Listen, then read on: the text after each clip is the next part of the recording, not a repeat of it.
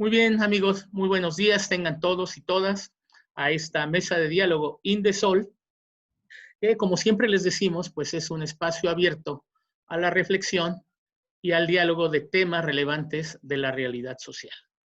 Y justamente uno de los temas relevantes de la realidad social es el trabajo que ha tenido el Instituto Nacional de Desarrollo Social con las organizaciones de la sociedad civil. Organizaciones tan importantes en estos momentos de crisis, de pandemia, que la verdad es que son brazos que llegan a las comunidades,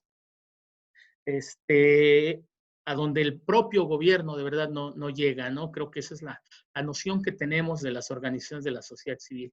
¿Y por qué les digo todo esto? ¿Por qué hablo de las organizaciones? Pues porque hoy tenemos a un gran invitado, un gran amigo de Indesol. Él ha trabajado trabajó muy de la mano del Instituto Nacional de Desarrollo Social. Él fue miembro del Consejo Consultivo inclusive, y pues él es el doctor Humberto Muñoz Grandé. Humberto, ¿cómo estás? Buen día. ¿Qué tal? Sergio, qué gusto saludarte y estar contigo en tu espacio. Muy contento, muchas gracias. No, muchas gracias, de verdad. Es un honor que estés tú con nosotros. Y pues, amigos, el día de hoy vamos a tratar el tema innovación social para organizaciones de la sociedad civil, el cual, como les digo, el doctor Humberto Muñoz pues, es gran conocedor, es gran investigador de esta área y ha trabajado mucho en esta parte de la innovación social. Lo traemos ahora como académico de la Universidad de Anáhuac, de la zona norte, y bueno, pues él ya nos dará más pormenores de su persona. Yo quiero hablar del objetivo rápidamente. El objetivo de este problema es dar a conocer a las organizaciones de la sociedad civil el tema de la innovación social con el fin de que ellas continúen fortaleciéndose y que a través del Indesol pues continúen fortaleciendo.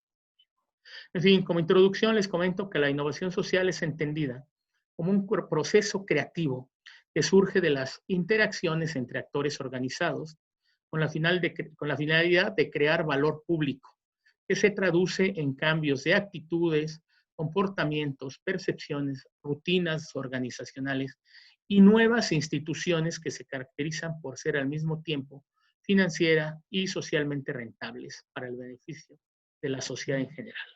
Esto es del tema que vamos a hablar el día de hoy. Pues muy bien, Humberto. Pues quisiera comenzar una pregunta que no te mandé, que no sabías que iba a estar, pero sí quisiera que nos dijeras, ¿quién es Humberto Muñoz? ¿Quién es el doctor Humberto Muñoz? Que nos hables de ti y por qué justamente el día de hoy vamos a hablar de este tema tan interesante que es de innovación social para OSCs. Adelante, Muchas por favor. gracias, Sergio. Claro que sí. Mira, yo soy, primeramente, soy padre de dos hijos con mi esposa Gabriela y mis hijos, bueno, están en edad adolescente y pues estoy muy orgulloso desde luego de ellos. También, ya en el ámbito más profesional y académico, yo soy doctor en ciencias políticas y sociales, maestro en administración pública y licenciado en finanzas, y la idea de meterme a los temas de sociedad civil siempre me han llamado la atención, pero digamos que surgió a partir de mi tesis doctoral. Mi tesis doctoral fue justamente sobre organizaciones de la sociedad civil y yo observaba, como tú lo conoces muy bien también este sector, que ser organización de la sociedad civil en México cada vez era más complicado. Por ahí de 2012, 2013 que terminé mi doctorado, lo que quise expresar en mi tesis fue eso: qué tan costoso era cumplir un entramado de leyes, normas, dispositivos para las organizaciones de la sociedad civil. Y a partir de ahí me generó pues mi línea de investigación, que ha sido analizar a las organizaciones en dos dimensiones: tanto lo que hacen Ok. para transformar la vida de las personas, para transformar los entornos, y su relación con el gobierno federal en particular y también con los gobiernos estatales. A partir de ahí, la verdad es que me enamoré del sector y pues ya no me pude salir, ¿no? Ni quiero Sí. salir. Entonces, soy una, creo que te podría decir que hay un papel de activista y también hay un rol académico en lo que hago en temas de sociedad civil. Así nos pasa, Humberto, nos enamoramos y luego nos casamos con las organizaciones de la sociedad civil y ahí nos quedamos. Por lo pronto seguimos trabajando y yo, pues, insisto, sigo convencido de que las organizaciones son uno de los brazos que llega a muchas comunidades vulnerables, ¿no? y pues que hace llegar recursos, alimento, tan solicitado, tan necesitado en estos momentos que estamos viviendo de pandemia. Y la verdad es que las organizaciones, también a nivel pues voluntario, hacen gran labor. Muy bien, respecto al tema del día de hoy, Humberto, a partir de su propósito, sus efectos y sus métodos, ¿cómo podemos definir la innovación social? Fíjate que ahí hay distintos tipos de innovaciones y qué bueno que lo comentas porque si bien hay un componente creativo en la innovación, Claro, eh, en realidad es un proceso que requiere reflexión y pensamiento. No es que nos levantemos y nos salgamos con una maravillosa idea y a partir de ahí simplemente es como todo, yo creo, Sergio, en donde pues uno se va formando, te capacitas, te profesionalizas y también para innovar se estudia, ¿no? O sea, no es un por asunto supuesto. creativo nada más. Entonces, y creo que ese es algo interesante para las organizaciones. Y digamos que por definición de innovación social, primero es cómo cambiar la mira, los ojos con que ves la problemática que atienden nuestras organizaciones, por ejemplo, cómo observar el fenómeno desde otro ángulo y cómo con eso, a partir de esa nueva visión, cambiar los procesos en tu organización, cambiar los productos, cambiar los servicios que ofreces con la finalidad de atender una demanda social específica. Y cuando hablo de demandas sociales, aquí también estoy hablando en los temas de ambientales, ¿no? Económicos, sociales, culturales, etcétera. Pero fundamentalmente implica un cambio en el abordaje de la problemática y en consecuencia un cambio en los procesos para generar mayor valor social. No digamos que sería una respuesta académica, pero en síntesis sería cómo observo el fenómeno desde otro ángulo y con eso cómo cambio, muy probablemente de manera radical, las formas de hacer las cosas para atender la demanda social de mi organización. Qué importante lo que acabas de decir. ¿Qué es este valor social? ¿Qué es valor social? Porque yo creo, y sí deberíamos de ir asentando un poco la diferencia, no estamos creando, o sea, hoy estamos hablando para organizaciones de la sociedad civil, no para empresas. Yo no dudo que esta innovación social, digo, exista para las empresas, todo aquello que va, tú no lo dirías al ratito, a la responsabilidad social, en fin, pero hay un valor social, está destinado, supongo, a la sociedad, no lo sé, tú dirás. Tú miras, Humberto. Sí, sí, por valor social es un atributo que nosotros le damos a una intervención de la organización. Es decir, hay organizaciones que decimos, bueno, estas organizaciones están generando valor social, es decir, nosotros observamos que están transformando la realidad de las personas a partir de nuevos enfoques, o puede haber organizaciones también que atienden demandas y no necesariamente eso genera valor social. Y Ok, aquí es importante no confundir valor social con asistencia humanitaria, con ayuda humanitaria. En otras palabras, no toda asistencia y no toda ayuda humanitaria genera valor social necesariamente. El valor social es lo que obtienes no cuando sumas los elementos, sino es una suerte de sinergia que se da más allá de lo que de la suma de los componentes que hace. Te voy a poner un ejemplo. por favor, sí. Cuando nosotros hablamos de capital social, estamos hablando de algo distinto, no solamente de un ejercicio de derechos económicos, sociales, culturales, etcétera, sino hablamos de la generación de nuevas capacidades en las personas para relacionarse, para cooperar, para salir avante a partir de lazos de solidaridad. Ese Ok, capital social es la generación de un valor público, de un valor social, ¿no? Es a eso a lo que nos referimos.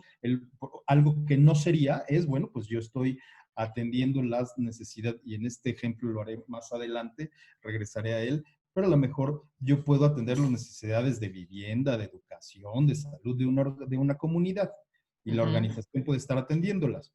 Pero no necesariamente crea valor social. ¿Dónde se genera el valor social? Cuando esa organización se dedica a ver que la comunidad se organice para resolver ellos sus problemas de vivienda, de educación, de salud, de ta.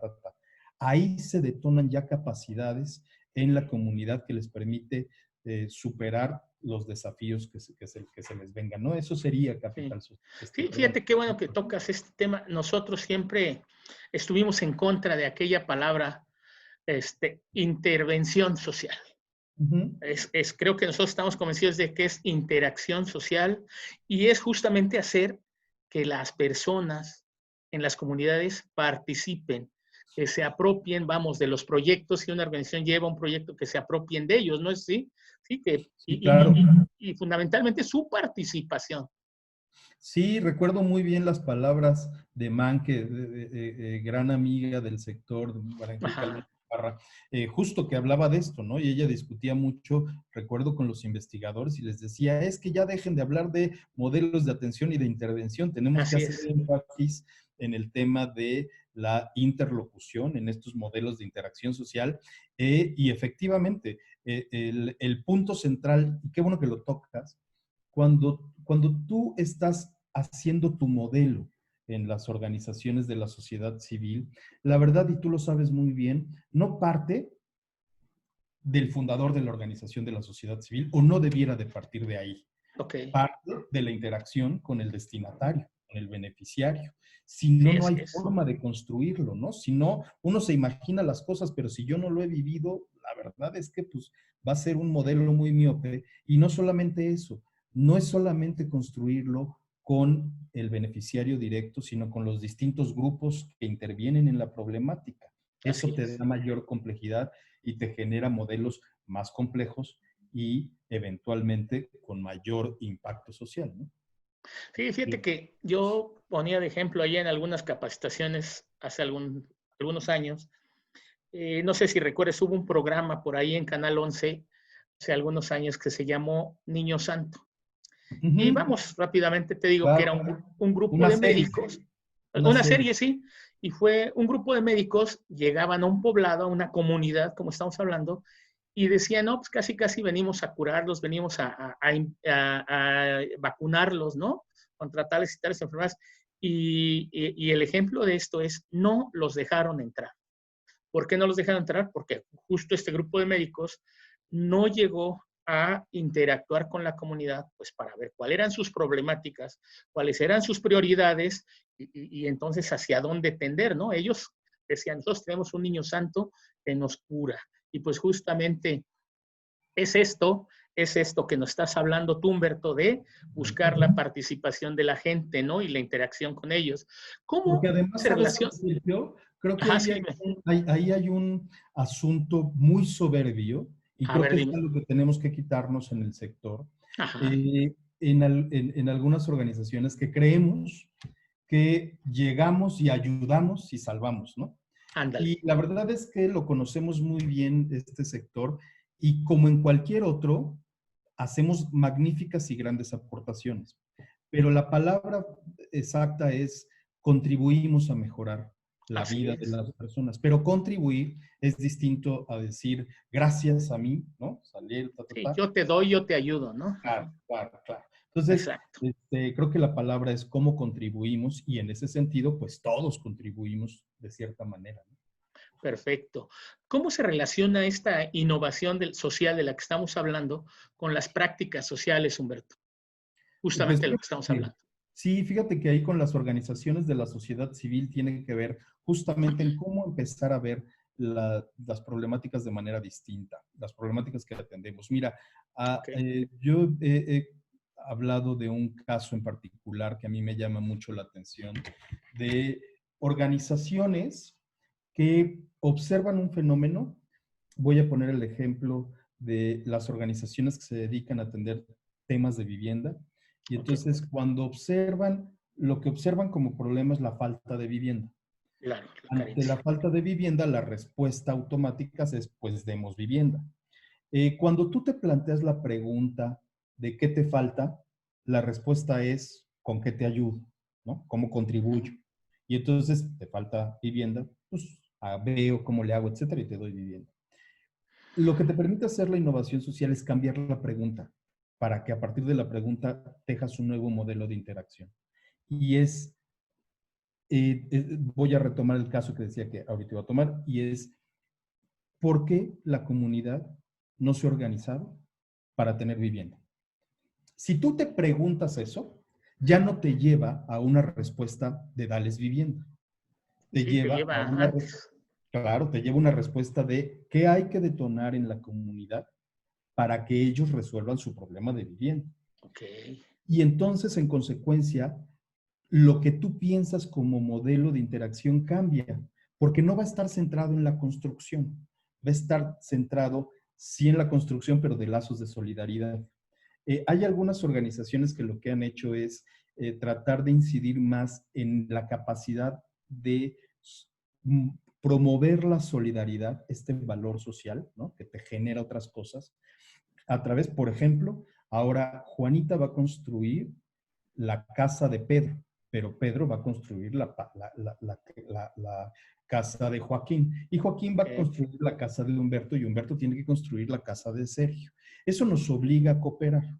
Y Ajá. no solo eso, los controles de decisión sobre si alguien no quiere cooperar, sobre cómo van las aportaciones incluso de cada quien, etcétera, están en el nivel comunitario. Eso nos está obligando a relacionarnos a ti y a mí. Pero fíjate Así cómo es. pasamos de andar buscando una constructora de bajo precio que nos haga la casa a buscar mecanismos de solidaridad para empezar a resolver nuestro problema de vivienda. Sí. Que se organice, ¿no? Dices. Organicen. Entonces, este es un ejemplo, ¿no? Sí. Hay distintos, pero digamos que creo que ahí es donde la innovación social te puede dar una mirada distinta al modelo que plantea la organización. Y creo que esto es muy, lo que sí creo es que hay ciertos tipos de innovación.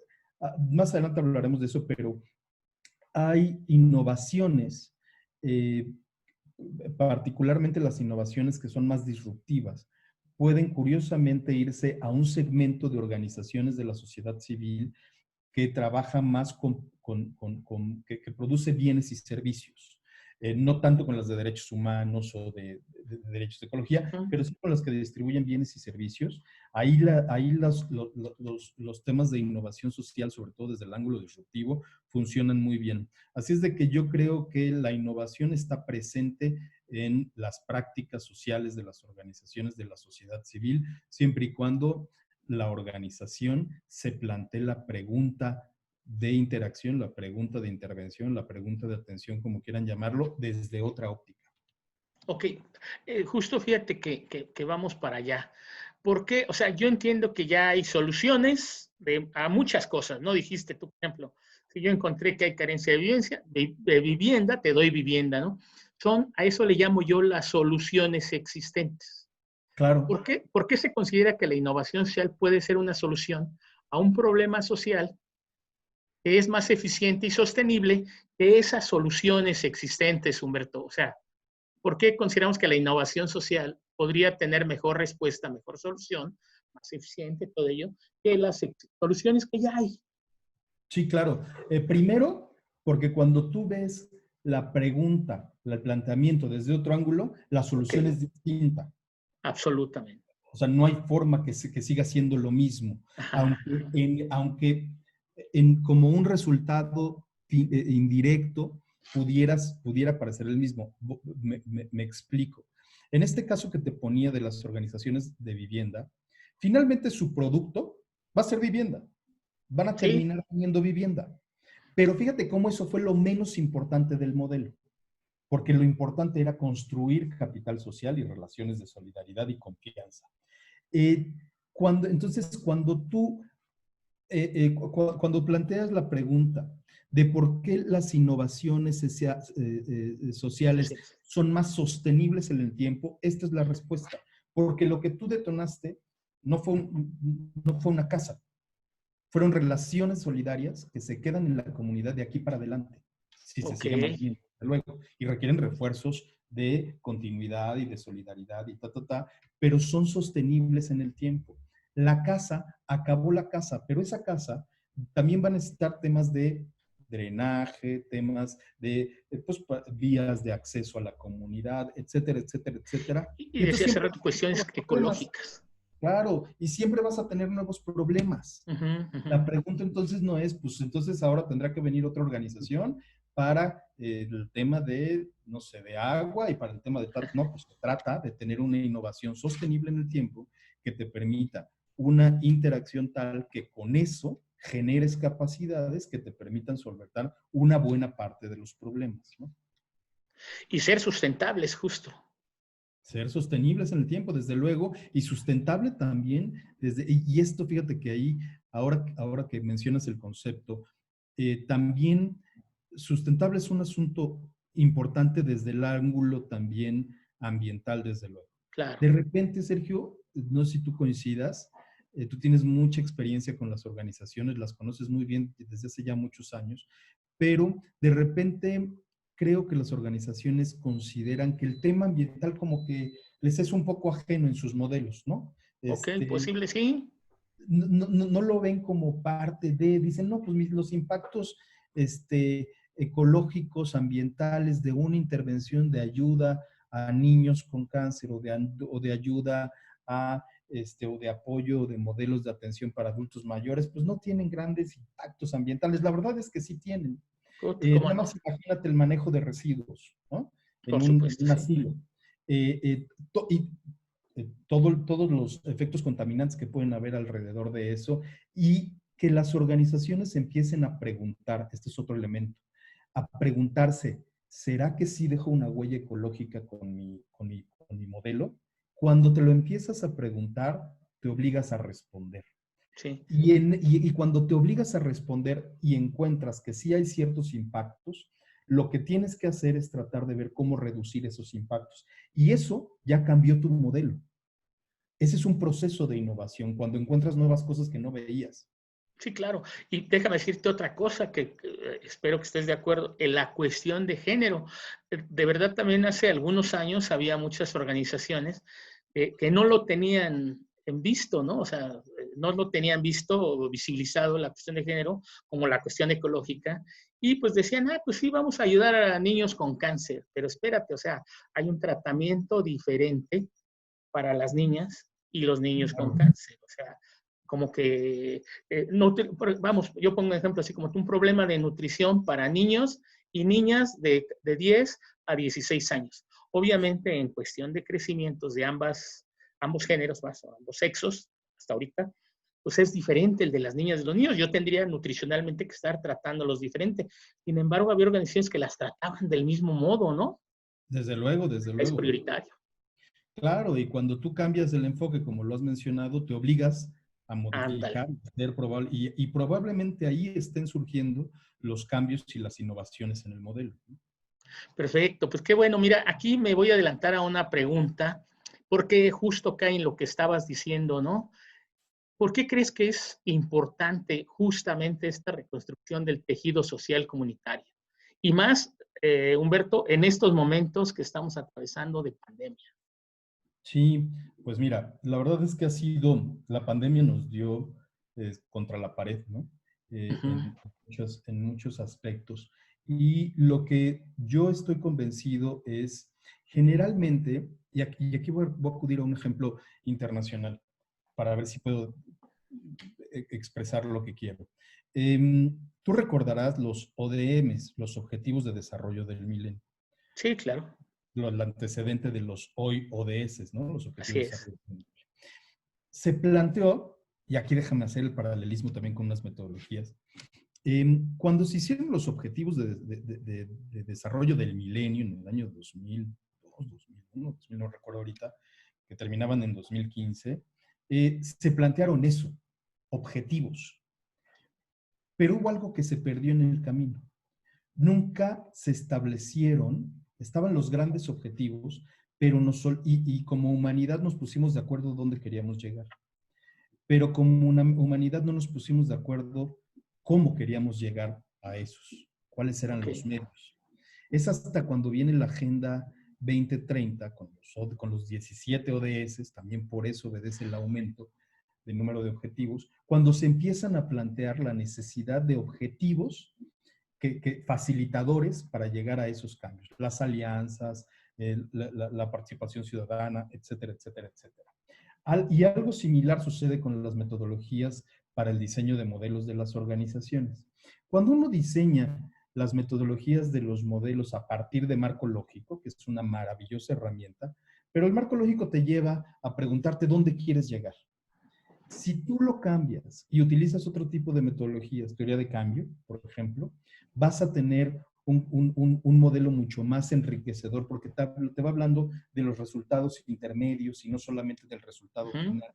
Y donde el resultado intermedio, antes de correr, pues hay que caminar y después de caminar hay que empezar a tropezarse y Esos resultados intermedios en los modelos son bien interesantes y a partir de ahí creo que se puede empezar a cambiar estas perspectivas, ¿no? Ok. ¿Cuáles serían, para ya entrar más a fondo, las características que destacan en la innovación social, Humberto? Fíjate que hay distintos tipos de características. Primero, tiene que haber un cambio en en cómo observas el fenómeno. Te voy a dar un ejemplo que ha sido un ejemplo, y aquí voy a utilizar a Fundación, al modelo más bien, no de Fundación CIMI, sino al modelo de las farmacias que tiene CIMI. Este fue en su momento un modelo muy interesante de innovación social. ¿De similares, de farmacias similares? Farmacias similares. En su momento, vamos a dejar de fuera la discusión de que si son genéricos, no quiero entrar a esa discusión, quiero entrar al modelo, a cómo cambió el modelo. Tú tienes, primero para que la innovación social se dé, tiene que haber una problemática social. La problemática social, servicios de salud, ¿no? En su momento, bueno, sigue igual, tenemos problemas de atención de servicios de salud, más en estos momentos, pero tú tienes una problemática en donde no hay suficientes servicios médicos para población abierta, y entonces requieres, hay gente que no se atiende porque pues, no llega, porque la atrasan, porque no le dan atención, por todo lo que tú ya conoces. Y la pregunta es, ¿y qué tiene que hacer la organización de la sociedad civil? Este es un modelo empresarial, pero lo voy a tomar como ejemplo. Cuando una de las características de la innovación social es que democratizan el mercado, los costos de acceso al servicio, en este caso de salud, disminuyen drásticamente. Las personas no se podían ir al Ángeles, ni se pueden ir al ABC, ni pero sí encontraron en el modelo de farmacias similares, primero, podías ir a una consulta, en aquel momento creo que eran 20 pesos, ahorita no sé en cuánto estén, creo que en 50, una cosa así, pero podías ir a un bajo costo a tener una primera atención médica. Eso que te tardabas meses en ir, que te la dieran en el ISSSTE, en el IMSS, etcétera, ahí ya tenías, eso es democratizar el mercado, es decir, los costos bajan y por eso el acceso es posible. Segundo punto, generan nuevas fuentes de empleo. Ve el modelo y ve cuántos médicos subempleados en aquel momento en otras funciones que no tenían nada que ver con su profesión médica, empezaron a tener una fuente de ingresos por su profesión. No voy a meter si eran altos o bajos, pero había fuentes de ingreso por su profesión. Es decir, crean nuevos y se creó una suerte de un nuevo mercado, por llamarlo así.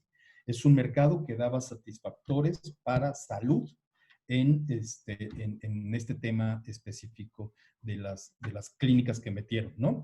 Y eso también hacía ganar al negocio, hacía ganar a farmacias porque tenían ahí directamente al médico que recetaba y ahí tenías la farmacia. Entonces, este tipo de modelos que conjugan, que tienen como resulta disminuir los costos de acceso, crear nuevos empleos, y generar, esto ya lo dejo para empresas, y generar ingresos mayores para la empresa, o bien generar modelos financieramente sustentables para las organizaciones, son modelos de innovación social y estas serían sus características. Cambian las cosas para atender una demanda social a bajo costo, generando empleos, y en el caso de las organizaciones, yo diría, brindando incentivos para la sostenibilidad financiera de las organizaciones. Sí, justo quería hacer notar, perdón, esta diferencia, porque vamos, sí nos fuimos como farmacias similares, es una empresa, quizá una empresa social, que, como dices, democratizó los precios, en fin, hizo que bajaran, sensacional, pero aquí es exactamente a lo que yo quiero llegar, es cuál es el papel que juegan las organizaciones de la sociedad civil en la generación de modelos. Ándale, como este ejemplo que pusiste la farmacia, pero ya serían otro tipo de modelos para la resolución de problemas sociales mediante la producción y distribución de bienes y servicios. ¿Cómo qué papel juegan en estos momentos, Humberto, las organizaciones de la sociedad civil? Sí, pues fíjate que justo retomo esta parte porque Sí. piensa, pensemos como si yo fuera una organización de la sociedad civil, observo una problemática. Veo que hay problemas de acceso para obtener esos satisfactores, salud, vivienda, lo que tú quieras. Educación, Y sí. educación, lo que tengo que plantearme es no cómo doy educación, ni cómo doy vivienda, ni cómo eso, sino cómo voy solventando los problemas de acceso. Otro caso que ya he comentado en otros espacios. De repente ahora con la pandemia, pues asumimos y dijimos, bueno, pues todos migramos en las escuelas. Yo estoy en la Anáhuac y y coordino el doctorado, pero en las escuelas dijimos, bueno, pues nos vamos al modelo virtual, pues todas las cosas están siendo virtuales, etcétera.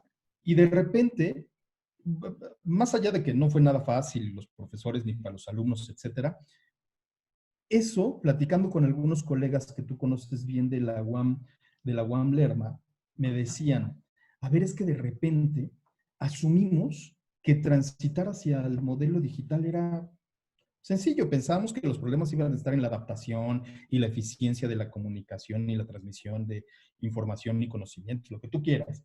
Pero en realidad observamos con estos colegas que te digo de la UAM, ellos me decían, tuvimos problemas donde varios de nuestros estudiantes no tenían computadora o tenían una computadora para toda la Para toda la familia. familia. Y hay, ¿no? Dice, otros problemas. No puedes mandar la información porque el ancho de, yo digo, son cosas muy técnicas, yo no lo entiendo, Sí. pero me decían del ancho de banda que no sube o que baja o que es muy poquito, una cosa así, que no te da como para subir a tiempo, de estas cosas. Sí, sí, sí. Imagínate a las organizaciones repensando la educación desde ese ángulo. Es decir, a lo mejor no se trata de escuelas físicas, ¿no? Se trata de cómo sumarse a una universidad como la UAM y cómo apoyar desde las intervenciones en por qué no tienen acceso, a lo mejor buscando las alianzas con las empresas para que haya servicios de internet gratuitos o con la propia delegación o con el municipio, qué sé yo, y ve cómo es entrarles desde otro ángulo y no necesariamente se trata de andar construyendo escuelas, es hacer énfasis en los accesos. Pregúntate por qué aquellos que ya están no pueden y eso te va cambiando y eso creo que pues son de las cosas que nos podemos empezar a replantear cuando tenemos la mira de innovación social y la importancia que está ahí es que tampoco lo hace solo la organización, lo hace junto con los destinatarios, con los beneficiarios, ¿no? Es decir, porque la organización puede llevar y apoyar, y etcétera, pero la continuidad pues también tiene que estar involucrada la comunidad. La comunidad. Me hiciste recordar un proyecto de hace muchos años, bueno, 6, 7 años. Fíjate que tienes razón, aquí era una escuela, no tenía luz, y lo que hacía la organización de la sociedad civil, ella era llevarle luz a través de las celdas, ¿no? A través de luz solar. Ok, pero ya una vez que creó esta energía, puso computadoras y les Claro. puso el acceso a Internet, porque aquí va a haber otro problema con esto de las clases virtuales. Puedes tener computadora, como tú dices, a lo mejor para 10 y nos ponemos de acuerdo en casa de 1 hora por cada quien. Pero si no tengo Internet, tampoco voy a tener acceso a clases. Claro. Exacta. Este es un modelo de innovación social. Por supuesto, y no se trata de andar construyendo, ¿no? O sea, es hacer énfasis no en la problemática, sino en las barreras de acceso, que eso cambia completamente. Y son sí, más intervenciones puntuales, ¿eh? Incluso de menor costo.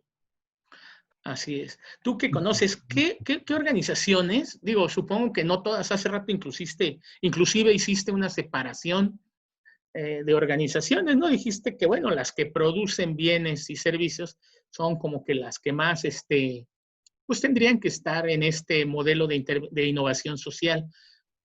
¿cuáles serían esas organizaciones que en estos momentos de pandemia más tendrían que estar trabajando para salir de la crisis y por qué, Humberto?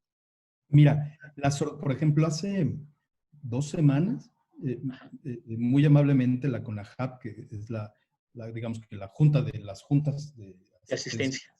eh, me hizo una invitación y ahí la pregunta que me hacían era, a ver, y en concreto, las CIAPs, ¿qué? ¿No? O sea, no me hable de todas las OCEs, dígame de las Ajá, CIAP. Y bueno, y quiero utilizar este ejemplo que en ese momento puse. adelante. Y era, tradicionalmente asociamos el concepto de asistencia con pobreza, ¿no? Es Ujú. una forma para superar la pobreza. Sin embargo, bueno, pues es un concepto que es mucho más amplio. Pero bueno, tradicionalmente se le asocia. Y entonces yo a propósito de eso les comentaba sobre uno de los científicos sociales más importantes en temas en temas de innovación disruptiva. Está el doctor Homo, la doctora Dylan, pero también está el doctor Clayton Christensen. Y ellos lo que proponían es una forma distinta de ver la pobreza. Y esto lo ligo con el tema de por qué organizaciones que producen y distribuyen bienes y servicios. Cuando Ujú, hablo de ujú. organizaciones que distribuyen bienes y servicios, ahorita me voy a concentrar en estas, en las CIAPs, por ejemplo, Ok, que producen bienes y servicios para alimentación, vivienda, salud, ¿no? Todos estos satisfactores. Y entonces estos doctores planteaban que había que empezar a pensar distinto la pobreza. Y ellos decían, si tú piensas en la pobreza, automáticamente vas a generar, y depende de qué concepto tengas de pobreza, pero digamos que el más simplón, que es el concepto económico de la pobreza, que es muy simplón, pero bueno, para está efectos bien. del ejercicio que quiero hacer, pues bueno, se tendrá que haber del otro lado como solución, o ya sea transferencias monetarias, ¿no? Que son que se dan en el gobierno federal, o bien entrega de satisfactores directos, de salud, etc. Y decía Clayton Christensen que lo que teníamos que empezar a ver era por qué no preguntarnos por qué la gente estaba en temas de pobreza. Y fíjate, aquí lo atrevido y de repente en el sector nos causa un poco de resistencia a esto, pero dice, pregúntate por qué no consumen. No te preguntes por qué son pobres. Pregúntate por qué no consumen, por qué no Ujú. compran. Esto nos puede como que medio choquear en el sector, porque Ok, traemos una lógica de, bueno, es que no se le puede ver a la persona como consumidor ¿no? Y en un mundo consumista, Bueno, pero yo quisiera dejar de lado esa discusión y dar una oportunidad a este planteamiento de Christensen, en donde dice, piensa por qué no consumen. Una vez que pienses que veas por qué no consumen, atiende esas barreras de no consumo. Eh, y hay muchas de ellas, muchas barreras de no consumo que están asociadas con el acceso y la disponibilidad. Y ahí es donde, por ejemplo, hay temas donde la tecnología entra de manera clara. Y yo te diría que si bien hay innovaciones sociales sin tecnología, las innovaciones sociales actualmente incorporan el componente tecnológico como parte de sus modelos. Tú habrás visto también estas iniciativas que se han empezado a dar para el monitoreo de diabetes y enfermedades de este tipo a partir de dispositivos ok, sí, sí, sí. tecnológicos que te monitorean, te mandan información, etcétera. Eh, Pensar en esos dispositivos disminuyen en gran medida. Una cosa es lo que te cuesta el dispositivo, pero cuando tú lo ves incluso en el corto y mediano plazo, la recuperación de la inversión de ese dispositivo es altísima. Te sale mucho más barato tener a alguien conectado con ese dispositivo que tener una serie de consultas periódicas donde él viene, regresa, lo acompañan, si puede ir, si no puede ir, etcétera. El componente tecnológico es importantísimo en estas intervenciones, en estas interacciones. Y la pregunta es, ¿cómo la organización puede empezar a pensar en componentes tecnológicos que disminuyan los costos de acceso y que aumenten el flujo de información de monitoreo de sus beneficiarios. Tú sabes bien, Sergio, que uno de los grandes retos que tenemos en las organizaciones es tener información suficiente sobre nuestros beneficiarios para estarlos monitoreando y en consecuencia poder ya pasar a otra etapa que es la de evaluación de resultados o de impacto. Esa falta de información, de sistematización, se puede dar a partir de estos dispositivos tecnológicos y de repente pensamos que la tecnología es inalcanzable para quienes no dominamos este tema tecnológico, como en mi caso, pero no se trata de hacerlo tú, se trata de juntarte con quien sabes. Y ahí es donde las organizaciones tienen que empezar a pensar en sus alianzas, Ok. en las alianzas con las universidades, con los tecnológicos, Ujú. todos estos. Y es ahí donde se empiezan a abrir las posibilidades, porque la organización todavía no tiene la solución y no la va a tener si no pregunta y si no ve a otros interlocutores y otros grupos de interés, ¿no? Sí, claro, no, bueno, nosotros acuérdate que siempre hemos promovido la vinculación, ¿no? El acercamiento a la academia, como en este caso nosotros contigo, que tú Sí, claro. traemos como académico, también entrevistamos a la gente de la organización de la sociedad civil, también traemos acá a gobierno, ¿no? Sea cualquiera de sus niveles, ¿no? Federal, estatal o municipal, pues para que con esa visión de cada uno, pues podamos dar justo esas soluciones sociales, ¿no? Esas soluciones sociales, pues que dan las organizaciones de la sociedad civil a que, pues a la atención, como dices tú, a las demandas sociales, pues de los grupos más vulnerables, ¿no? ¿Cómo ves? Así es, efectivamente. Y creo que, bueno, ahí es el papel que juega los gobiernos. Fíjate que ese es un papel muy interesante eh, en la relación gobierno-sociedad civil. El papel de articulador Ajá. entre sectores para generar, no sé si alianzas, porque eso ya es después, pero espacios de comunión, de diálogo y que sean propicios para establecer alianzas, creo que es uno de los roles más importantes que el gobierno tiene o que debería de tener respecto del fomento a las organizaciones de la sociedad civil, ¿no? Uh-huh. Ese es un papel importantísimo. Es el gran convocante, digamos. Sí, promovemos la sinergia, justamente, ¿no? La sinergia, ¿qué es eso? Sí, claro, desde luego, desde luego. Adelante, por favor. Sí, sí, sí, perdón, te corté. No, bueno, pues justamente esto, yo creo que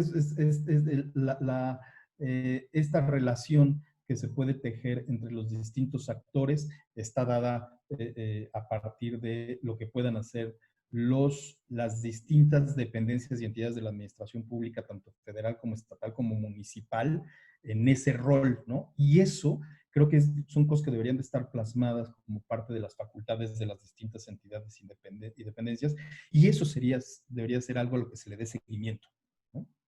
Y monitoreo, desde luego. Ok, aquí viene una pregunta, mi querido Humberto, pareciera como la de los 64,000 pesos. Justo es que en este contexto que estamos viviendo, no solo es de salud, ¿no? De problemas de salud, que ya lo estamos viendo con la pandemia, también lo que se nos viene, pues es una cuestión económica, ¿no? Muy fuerte, que tenemos que salir. Pues la pregunta es que en este contexto que nos depara, ¿qué nos depara como organizaciones de la sociedad civil al entrar a la nueva normalidad sugerida? Mira. O sea, ¿cuál es el quehacer, perdón, cuál sería el quehacer que propones a las organizaciones de la sociedad civil para este regreso a esa que llama nueva normalidad?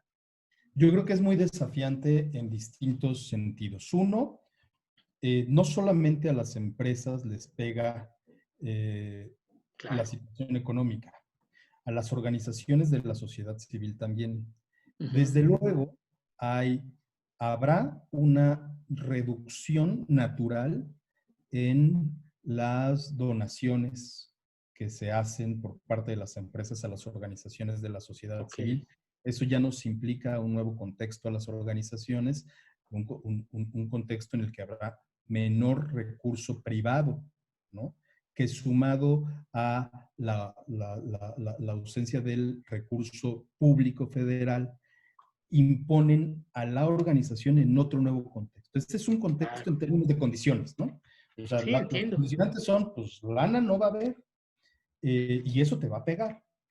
Y la otra es cómo esta pandemia, así como a ti, a mí, a mis hijos, a mi esposa, a todos, a mis alumnos, nos está cambiando la vida esta pandemia. Lo que hay que preguntarnos es, pues si a nosotros nos está cambiando la vida, seguramente a la problemática que atiendo también va a cambiar. Ok. Yo me preguntaría si las causas que tiene el problema social que atiendo continuarán vigentes o cómo se han modificado.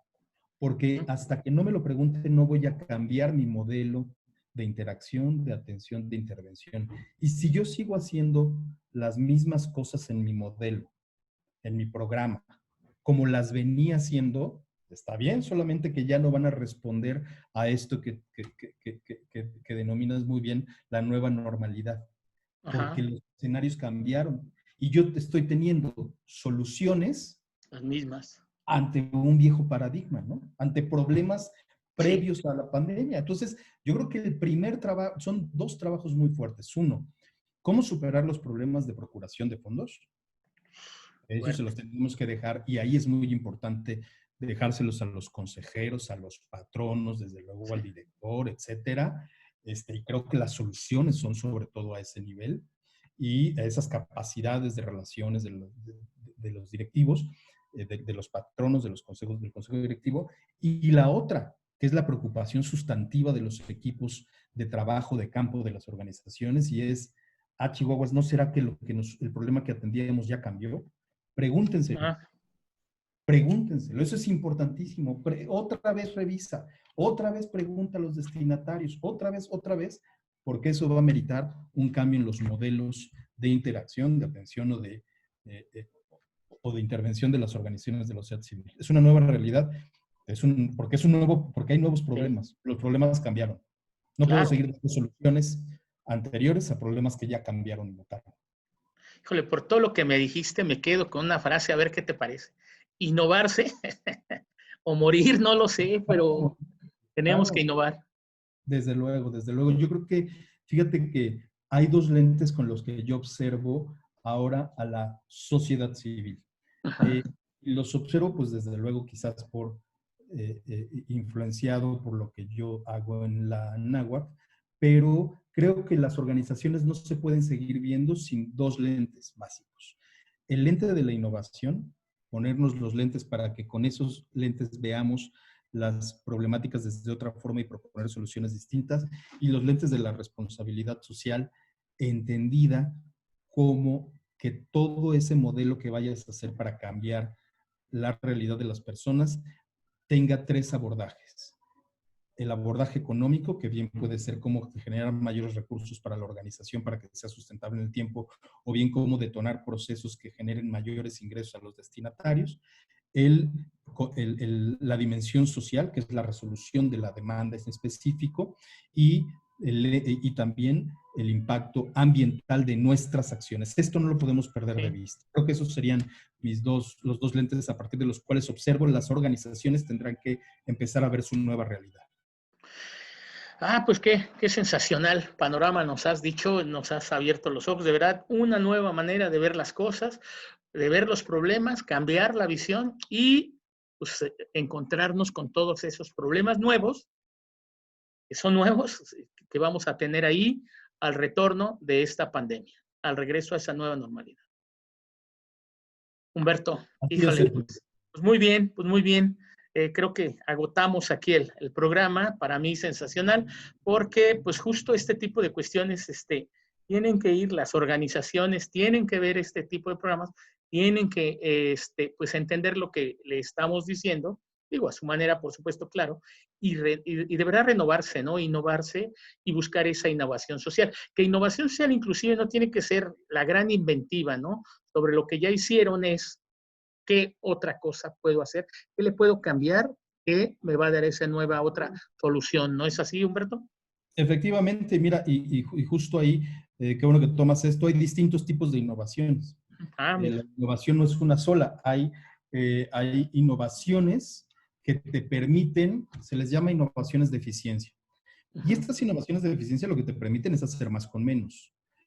solamente que a veces no son socialmente responsables. Yo puedo sustituir a robots, puedo meter a robots para sustituir mano de obra, ¿no? Ajá.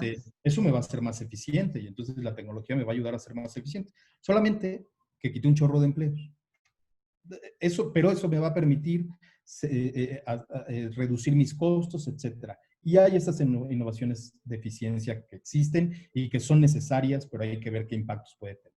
Hay otro tipo de innovaciones que se llaman innovaciones de sustentabilidad que te permiten hacer ajustes y cambios en tu modelo, pero básicamente es como, son como mejoras al modelo y lo vas manteniendo y eso te permite abarcar un poco más de cobertura, más focalizado, etcétera. Pero hay otras innovaciones que es en las que ahorita yo he estado insistiendo y que son estas innovaciones que se llaman disruptivas y que tienen como característica repensar las cosas para que, uno, los costos bajen, Ok. el número de personas que acceda a esos satisfactores Al beneficio. aumente y generen sostenibilidad para la organización. Esas son innovaciones disruptivas y tienen esas características. La invitación es no pensar solamente en la innovación como algo creativo, sino como algo intencional, ¿no? Ok. Con estos atributos. Claro, en búsqueda de impacto, todo, pues te agradezco mucho, Humberto. Algo más que yo no te haya preguntado que quieras decir, es el momento. Agotamos, como te dije, ya la hora de nuestro programa. Yo te agradezco, pero si hay algo más, tú me dices. Muchas gracias. No, la verdad es que agradecerte sobre todo el espacio y encantado de estar aquí contigo y felicitarte por el trabajo que haces y que has hecho durante ya muchos años en favor de las organizaciones. Muchas Gracias, Humberto. felicidades. Tú también, digo, de verdad, gran conocido, gran amigo. Pues muy bien, amigos. Nuevamente esta mesa de diálogo, como cada semana, cada miércoles, le traemos un tema, ya le dije, relevante de la realidad social, pues ha llegado a su fin. Ya sabe que lo esperamos el siguiente miércoles a las 11 de la mañana, pues para tratar otro tema tan importante como fue el del día de hoy, con un invitado de honor como fue Humberto Muñoz Grandé, y el tema de innovación social. Pues les agradecemos mucho su participación y hasta la próxima. Hasta la próxima, Humberto. Muchas gracias. Gracias a ti. Hasta luego.